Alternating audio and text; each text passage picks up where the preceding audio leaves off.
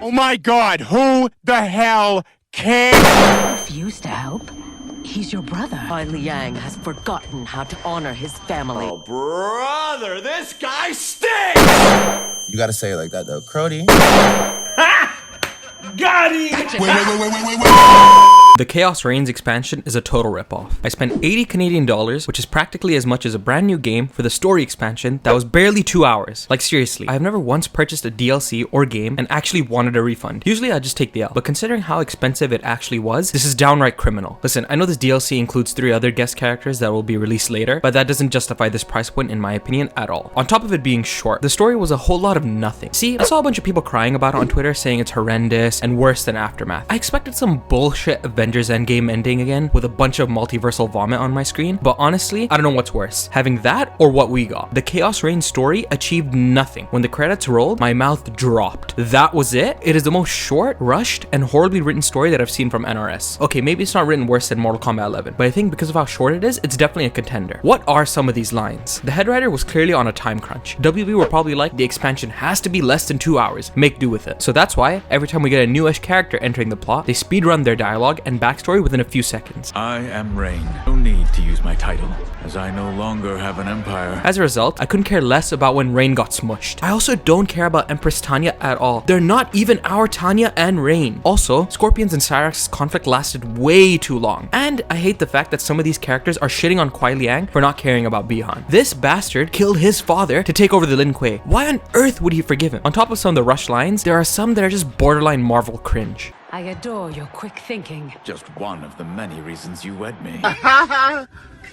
Also, what happened to Havoc at the end? Not much was shown. Noob just severed his limbs and all of a sudden he was unable to grow them back? I don't get it. The expansion was also a whole lot of fighting, a bunch of jobber-ass multiverse chaos variants of characters. The story is basically just invasions, but with cutscenes. Aftermath was cheaper and longer than this expansion. So what gives? It's WB and their ridiculous greed. I think calling out companies has become a little overdone, but in this case, seriously, y'all are a bunch of scumbags. We all saw it in their prices for legacy skins, but this is actually a new level of disgust. I think the NRS era of storytelling in Mortal Kombat has always been weak. The chapter system doesn't make any sense power scaling wise. How is Noob losing to Empress Tanya and then he beats Titan Havoc in the end? If Empress Tanya can beat Noob, who beats Havoc, why has her timeline been demolished by him? Surely she could have beaten him, right? No way. Not this time. No.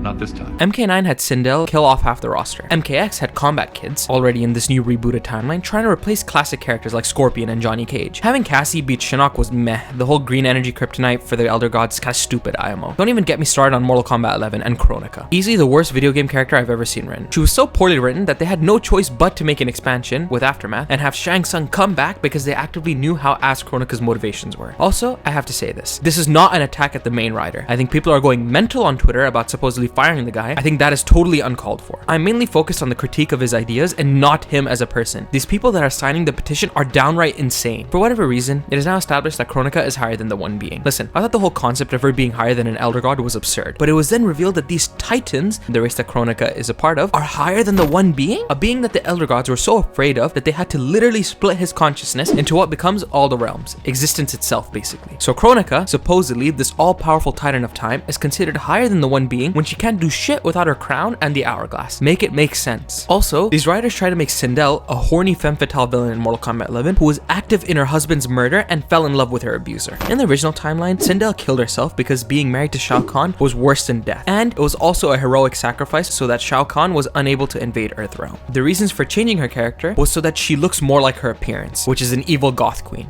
So let's remove creative storytelling ideas where looks can be deceiving. Sindel was supposed to look evil, but she was in fact the total opposite. You see what I mean by just poor writing and decision making? Also, for God's sake, Mortal Kombat needs to stop these Marvelisms. First, they made Sector and Cyrax into borderline Iron Man when they're supposed to be ninja cyborgs, and they keep doing these overplayed and ridiculous multiverse stories which are just plain boring. Mortal Kombat's story hasn't been good since Deception. If I push it, I'd say Mortal Kombat Armageddon, but everything post NRS era, story-wise, hasn't been great. Mortal Kombat 1 story started off so promising. Actual character dynamics with Astra, Reptile, Baraka, only for an Avengers multiversal style climax. Khaos Reigns has great cutscenes, fantastic animations, and sick choreography, but it's unfortunately brought down by terrible writing. I think this comes down to both WB probably wanting Khaos Reigns to be shorter to cut costs, and because there was only one writer for the expansion. Having multiple writers is essential in second guessing your ideas. You need that in the creative room, but as it looks like, there wasn't any because there was no time to do so. Right now, the Mortal Kombat community is shambolic. Some people need to chill out. Critique the writing, not the person. As for Khaos Reigns, do not buy it at full price, unless you're actually into the fighters and the guest fighters that were released later and will actually invest time into them. Otherwise, wait for a discount, because charging this much for an expansion is criminal. Thanks for watching.